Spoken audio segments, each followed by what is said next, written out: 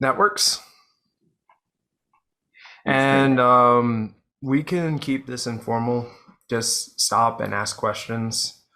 Um, this talk is a um, this talk is just about IAM, just like getting in the nitty gritty and the JSON of it all. So let's get started. Who am I? What do I do? I code, I teach, I hack. Not a practitioner in more ways than one. My day job, of course, is being a full-time penetration tester. I just break people's web apps. But I also am a full-time developer as well. So I'm also constantly building and creating stuff in AWS. So under sort of fluctuating between builder and breaker style. And when I'm not doing either of those things, of course, doing talks, presentations, and teaching people the inner workings of AWS. So this is the things that we are planning on covering. Um, there are a couple of things I just had to nix and not put in because, oh my goodness, IAM is massive and sprawling. And that is VPC endpoints and federated identities. If you're interested in other like security controls for AWS outside of IAM, we actually have a webinar that's already recorded and out there. It's freely available called 9 Security Controls that you should be using in AWS. IAM in particular is just one of them. But first, we just go into the CloudSec problem. And before we do, how many of you actually are working in AWS, or maybe you're multi-cloud or have different workflows? How many of you actually have to either protect or build against production AWS environment?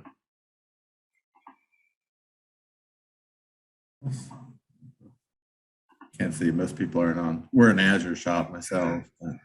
Okay, I've got one. I've got one, two. All right, three. Oh, yeah, that's all right. So a lot of these terminologies, a lot of these things should be very familiar, especially the rat's nest that is, just trying to organize IAM. So I'm pretty sure all of you have embraced the CloudSec problem.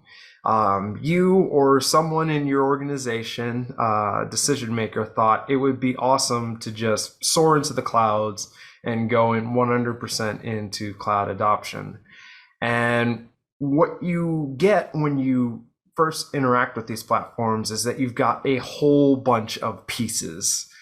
And part of the cloud problem is you're just in the beginning of your cloud adoption process, you're just sort of slapping things together to make it work.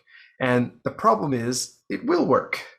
So like when you've got technical evangelists and people doing presentations, it's usually, I like to use the term demoware, because that's what it is.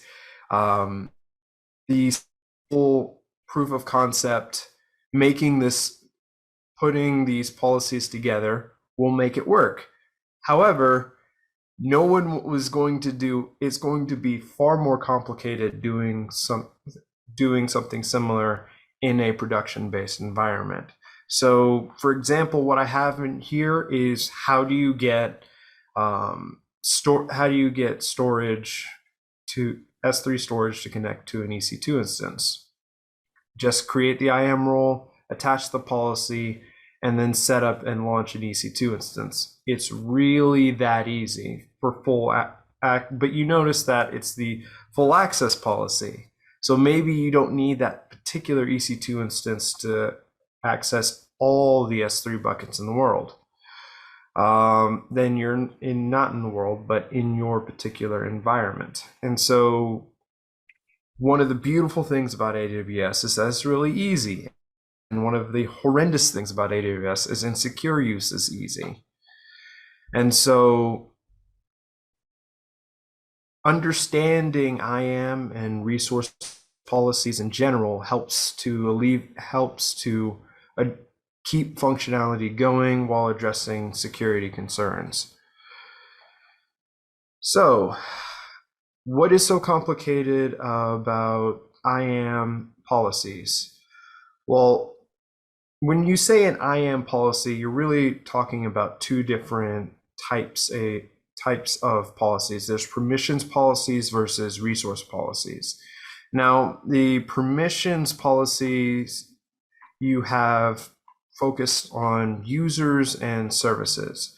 So the policy is just a JSON document that says, all right, these are the things that this particular user, this group, this particular role, or this AWS is allowed to access and what it is not allowed to access.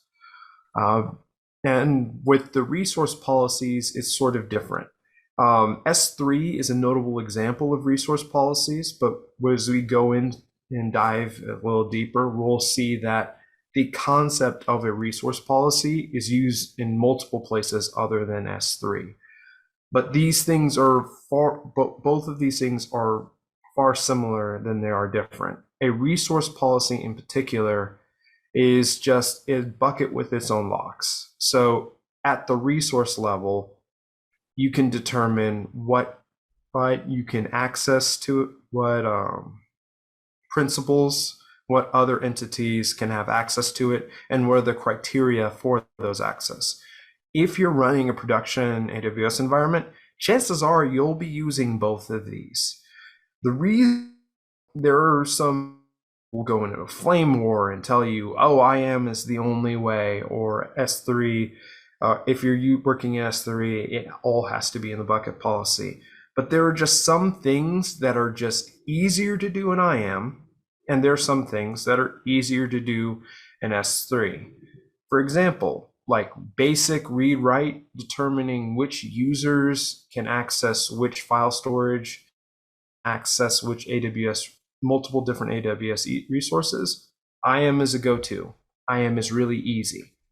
But enforcing things like only encrypted uploads or an MFA check on all API calls, that is something, and you want to do that for anyone that accesses a particular bucket. Those things are much easier to do at the bucket level. So probably best way to illustrate it is just simple examples. As a developer, I can access some code projects with AWS Code Commit. As a consultant, I'm also able to spin up EC2 instances to crack passwords. So, and non-human things like Amazon services also have their own rules and permissions and what they're allowed to access as well. And so when we actually look at the JSON, it is under the PARC model. So principal, action, resource, and condition. And you see that these things, they look different, but they really are the same. The difference is that for an IAM permissions, the principal isn't listed because it's already implied. So if I have a policy attached to my user role at Ochaun at secureideas.com, the principal is already defined. There's no need to add that principal line at the top. For everything else, the arc, A is for the action, of course, R for the particular resource that you're pointing to, and then C is for criteria and conditions with which access is okay. You can, in this case, this is an allow statement, but you can also craft policies, of course, to deny access. So the job of anyone who's running an AWS environment, the job of the users within AWS is, and when I say users, I mean more system administrators, as well as people who are building projects and infrastructure, you have to decide the goal is to define which principles. I think in the CBK, the concept of a subject really works here. What principles are allowed to perform what actions under what specific AWS resources and under which conditions. And so this is how AWS evaluates your policies in the back end. It really is just pattern matching on JSON. And so when a spokesperson says, oh, AWS is secure by default, what they really mean is that when they're evaluating permissions, the implicit decision is deny. The default state of AWS is nothing talks to anything else and nothing works. That's the beginning of the process. And then afterward, and then part of it, you evaluate all relevant policies. So relevant policies meaning, okay, which principal, what entity is trying to communicate or do a specific action on a different resource.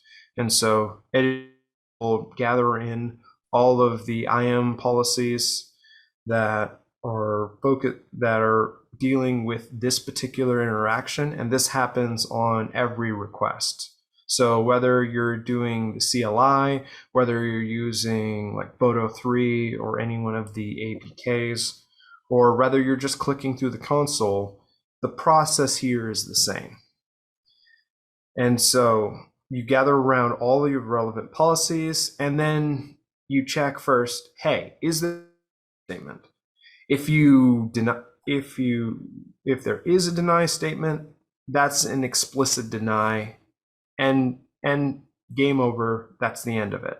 And I say explicit deny with the symbols because I actually while building out an administrative portal for Secure Ideas, I actually screwed myself over while trying to troubleshoot bucket policies.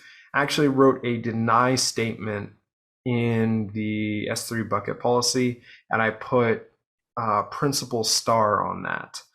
And what that did was it locked me out so bad that console errors, it's like access level error. Like I couldn't see, not only could I see any of the objects or the files within the S3 bucket, I couldn't even access the policy to change it. I couldn't access the name. Actually, did not have permission to actually list the bucket by name.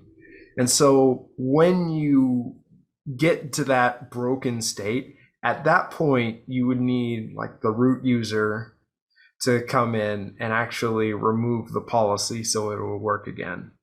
So that's the power of a deny statement. It takes precedent over any allow.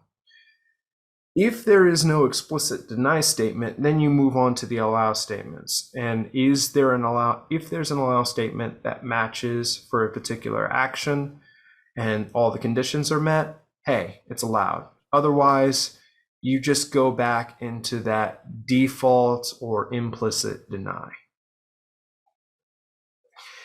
And troubleshooting permissions can get complicated because this process is straightforward. Start at deny, just check for deny statements, check for allow. If not, check for allow statements, and then continue on. This gets complicated as you're connecting between multiple AWS services. So a lot of this is trial and error. It can be tedious. It's nothing that you can slap on governance at the last minute before pushing into production. It has to be tackled like during the building phase and while you're building things in AWS. For example, while troubleshooting permissions, this picture is how you would traditionally do it if you didn't have the policies and things memorized. But one of the things that could lead to an S3 access denied error even though you have the right IAM policies and the right S3 policies, is KMS, like at the bucket level. If you have the objects in there encrypted with a KMS key, the AWS service also that any AWS service that has access to that bucket also needs to have decrypt access to the decrypt action on that KMS key. And so you can get an access denied error when all the policies work, but if you don't have access to the KMS key to decrypt objects, it will just access deny as an S3 error. And I've spent like days and hours trying to tackle issues like that. So as you incorporate more AWS services, this sort of manual process gets exponentially more difficult. There are two resources that are really useful rather than trying to plug and pray into the console or through CloudFormation. I'm a huge fan of CloudFormation, but while I'm working in those templates, I use the AWS Policy Generator and also the Policy Simulator, making sure, okay, would this actually work before I move on to actually adding it in to the code base. Now we move on to permissions boundaries. So a permission boundaries are for a specific use case, and that use case is, hey, I trust users to set IAM roles, or they have to be able to set IAM roles, but you do not necessarily trust them not to abuse their privileges and escalate. And so what a permissions boundary is, it sort of limits, it sort of sets a limit of, okay, this is the maximum amount of permissions that this particular user, this group, or this role is allowed to access. But you have to, for a permissions boundary, in order for someone to have access, they have to have the intersection of the permissions boundary as well as an IAM permission policy that will allow that. And so let's go through a practical example. In this case, we've got a permissions boundary statement, and then here is a permissions policy, something that would be attached to a user, group, or a role. Now the permissions boundary says, all right, you can do whatever on S3, you can do whatever in CloudWatch, and you can do whatever in EC2, hence the wildcard star on any of those resources. But that alone does not grant access. What does grant access is the permissions policy on the right. So here you've got permissions to upload an object, which is AWS notation for a file or a directory. So you've got the ability to upload files to a bucket with the name some bucket. And so it is the combination of the permissions boundary and now that the permissions boundary is in place, the permissions policy the only permissions granted are things that are within the intersection of the permissions boundary and the permissions policy. So for example, one service that you don't see listed here is Cloud9, for example. So the permissions policy could grant all sorts of actions to Cloud9, but all of those will be rejected because they're not allowed within the permissions boundary. So if you're dealing with people, it's just like, oh, I need admin for this. All right. Another level of governance and security in depth is so you can apply a permissions boundary to limit things so that you don't have the keys to the kingdom. All right, and that moves us into the simple token service. So STS is awesome. It is amazing and it's absolutely critical for cross account access. So one of the things, use cases that you'll have in like production workflows is, all right, you've got now multiple separate accounts, like full on separate AWS accounts. And for some reason, you would need one users from one account to access resources or do things on another account. And so this is what STS is really useful for. So you can create limited time access for that, and it's something, credentials that will constantly refresh. That way you don't have to store multiple AWS profiles and secrets locally on your machine, and it has the benefit of auto-rotating. One service that does this automatically is Cloud9, which is a sort of IDE developer environment. It really is an EC2 instance with fancy IDE in it, but it's configured in a way so that the credentials are within the IDE constantly fresh, like every hour or so. And so in order for account A, let's say account A is the big overall manager account, and account B to manage some resource or users or whatever on account B. Account A needs to actually have a policy within it allow itself to assume a role within B, but that's not enough. At the second account B, it needs to set account A as a trusted entity, and so B needs to say, all right, account A as the root user of account A is allowed to assume a role and do things within account B. And so this is how you do cross-account access. So for an account A, here is the IAM policy. Is, all right, you have the ability to do STS assume role as the action. And then we're going to allow it to assume an administrative role in account B. Now, at the account B level, here's where you've got the trust policy. This trust policy looks very similar. It has that. It has a principal defined. It looks a lot similar to that S3 policy that we had before.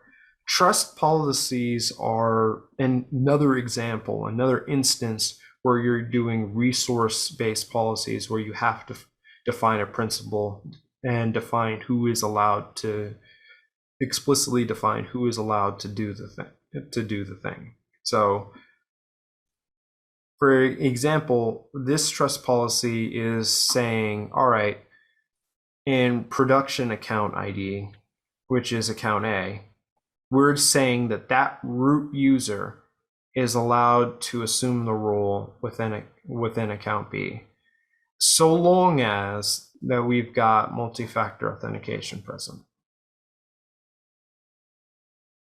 And so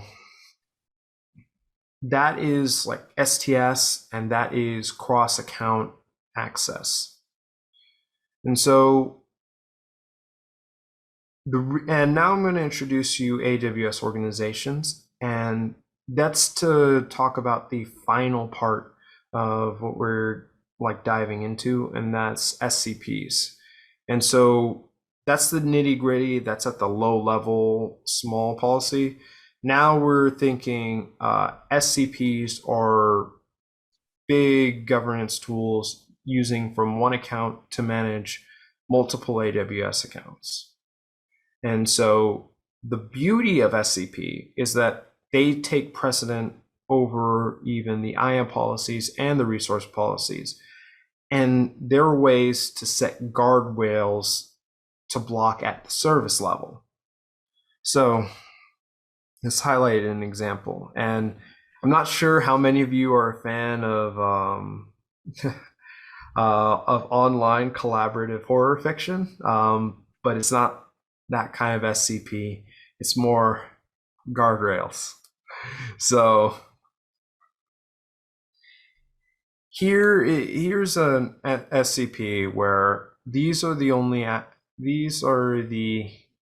here we're adding a deny statement at the SCP level. So, all right, fine, we have to have admins in this account. We have to have people be able to, let's say you've got a sandbox developer AWS account. All right, we can have admins. We can have them, because they have to find permissions and build the things in that environment anyway. All right. Well, one thing that we do not want, a couple of things that we do not want them to do is that we don't want them to create users, and we do not want them to stop logging on CloudTrail. So here this deny statement doesn't block them from creating policies or changing things, but we're telling them, hey, we don't want them to create users, and we don't want them to erase the audit trail or stop logging on CloudTrail. And we're saying that as an explicit deny statement at the resource. This is actually a powerful statement, because if you apply this S level of the SCP, not even the root user, like the AWS root user, cannot stop blogging or cannot create a user. That's how powerful the SCP is, because normally when you're doing IAM, it's for users, groups, and other things. But at SCP level, you have at the SCP level, not everyone within that account, every entity within that account is applied to that rule. So here's how all of the policies sort of fit together. So at the first level, you've got the service control policy, SCP. Normally, when you create an account, there's already an SCP statement already embedded in there. And that SCP statement at that account level for a fresh brand new account is, all right, we're not denying anything. And that's the default SCP. Then that has to cooperate. And if you can pick from either an IAM or a resource-based policy. So if you, for example, any AWS service, like for example, an EC2 instance. EC2 instances don't have resource-based policies. So there you're only working in IAM. If you have a permissions boundary in play,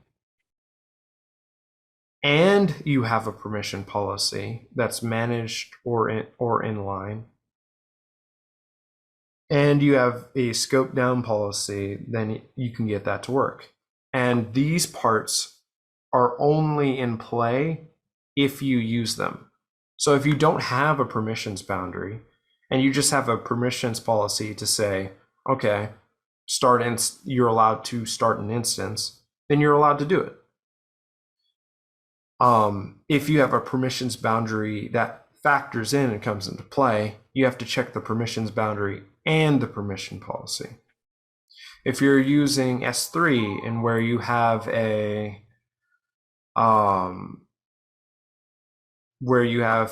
permissions boundary, permission policy, and a scope down policy, then you'd have to check all three. So, and the OR is not an exclusive OR and anything. Either of these things can grant access. So if you don't have an IAM policy in place for an S3 and you're just managing it exclusively from a resource-based policy, and the SCP is fine with it, the resource-based policy is fine with it, then it goes. If you're using an AWS, I gotta take a phone call later on. So if you have an SCP in place, like saying, all right, we do not allow, for some reason, you think S3 is too complicated, we don't want to use S3, and you say at the SCP level, all right, do not, all right, we don't allow S3 at all, then it doesn't matter what either of these two policies says. S3 access is forbidden. Does that make sense? So that's how all of these policies, that's how all of the IAM, and this is a high level overview of all the things to do with IAM. And so to recap, we solved part of the CloudSec problem. Problem is that you're just putting a lot, the problem is that when you're working in the cloud, you're working with configuration tools and you're just trying to put things together. There's the first level of getting things to work and communicate with one another. And then there's the higher threshold of getting things to work securely. The next part is that IAM policies follow the PARC model, in which here the permissions, I'm sorry, I will have to take this call immediately after this meeting, because this seems very important. The IAM policies follow the PARC model so that principals are defined, or subjects are defined what actions they can perform on what resource and under what conditions. That is the responsibility as administrators, as builders, as well as sysadmins. That's the responsibility we have as users in AWS. And AWS responsibility is just to do the evaluation of policies that we've created. And then we've covered permissions boundaries. Is one way to set guardrails from within an AWS account. We've covered STS, which is temporary credentials, and security token service. And we've also covered SCP, which is a useful tool for service control policies to govern multiple separate AWS accounts. And so that's it. So any questions, anything about like IAM in general? Anybody have any particular questions? I had a few follow-ups if you have time. It sounds like you might need to go take that phone call. I will, let's keep it to 5 minutes and then I'll just hop on and take this call because it's very important. It seems very important. All right, Trent? So this one actually came up on my security briefing for the company on Wednesday. How would you define that security in the cloud has gotten better than on-prem? So, that's the wonderful thing of it depends. I hate that answer. I hate that. The difference is that in the cloud, you have multiple different services like Access Analyzer. There are tools within that come with any AWS account, services that you can use to check for configuration, mismanagement, and governance. If you've got like bare metal server that you've stood up, maybe on your on-prem environment, you may not necessarily have those tools on hand. You may have installed those tools, but from my understanding, and this is coming from, please bear with me, I'm in my 20s. I don't know IT outside of on-prem world, but I test a lot of people who do have on-prem environments. And so from an on-prem situation, you've got to find which tools for audit and governance and that sort of thing. With a cloud provider, those tools and services, they are available for use. Now, a lot of them are free, some of them are not. Does that make sense? It does. It's a perpetual question though. So it's one of those that I wanted to bounce back at you because it does come up with industry professionals all the time. Thank you. Yeah. All right. Well, it sounds like you better go take that phone call. So Yes, I do. Yes, I need to. Yeah. Thank you for coming. I was gonna. So you go. So thanks, Ken. Hopefully we'll see you soon. Hopefully we'll see you at B-Sides. Yeah. And, we'll talk to you later. Thanks, Ken. Take care. Bye. Yeah, I was just going to mention for because a couple of us, I know a couple of students are on, so you definitely, especially if you're going to do recaps for class, definitely do research on what IAM is. And I know we talk a little bit about it in the cybersecurity intro course, but do a little research and get a little bit more background information. I think this topic kind of snuck up on us, but so I know it's a much more high level or technical talk than especially a lot of the students are used to. So, but definitely look at IAM and kind of get a little bit more background from there. So it was a great overview of it though, and how all the parts interplay or don't interplay well. Definitely. It's just, I think if you're coming in without knowledge of IAM in general or Azure, or sorry, Amazon cloud services and That's AWS, yeah, it's like, it's all talking Greek probably. In fact, like I mentioned, we're an Azure shop. So everything, I understand like S3 buckets and everything at a high level, but the nuts and bolts, underneath the hood is definitely all foreign to me. But the nice thing is anything you see like in Azure really translates to Amazon and vice versa. So which makes it nice. So that's actually the gift of Jedi though. So Azure implemented a lot of their security features based on Amazon to meet the DoD's requirements. I could see that. That makes sense. Totally. Yeah, the Jedi contract that they might or might not end up with, who knows? Well, I think it's officially dead after the last lawsuit. So it'll probably go back out to rebid if they don't just do their own thing. Yeah, right. Yeah, I think they did submit it. Yeah, they killed it and then I think they're rebidding it at like twice the size it was or something. Wow. But Cloud First is still active. So that initiative did not stop. Yeah. Yeah, it's crazy. That's a great question, Joan. I say, could we sometime do a basic cloud security class? Potentially, and if somebody wanted to, I'm starting to do one for the school.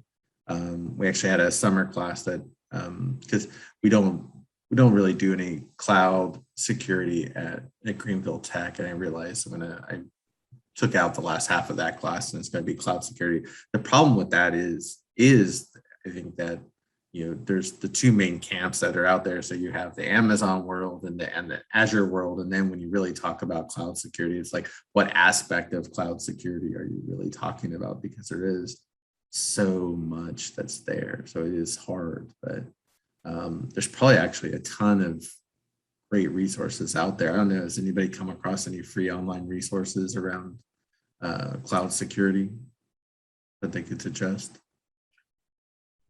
Yeah, Michael, check the chat box. Oh, are those the tiny URLs ones you had up there? Yep.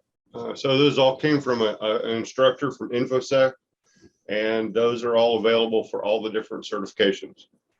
And I've gotten his permission to actually give those out to people. Okay, very cool. So the are any of those cloud related? They're certification related. Right. So I see the auditor, the security manager, the CAS, that's the CompTIA CAS. So kind of the analyst, the SCADA. So I'm assuming that's ICS. even though I guess most people in ICS wouldn't say SCADA, but it's all good. And then CISSP, of course. So, all right. Not cloud security related, but all right. Great resources, and free is always great. So I'll have to check those out. All right. Well, it's good seeing everybody, or well, for the few of you that have your cameras on. Congratulations on the new job, Jonathan. So very cool. So all right. Well, if anybody, what's that?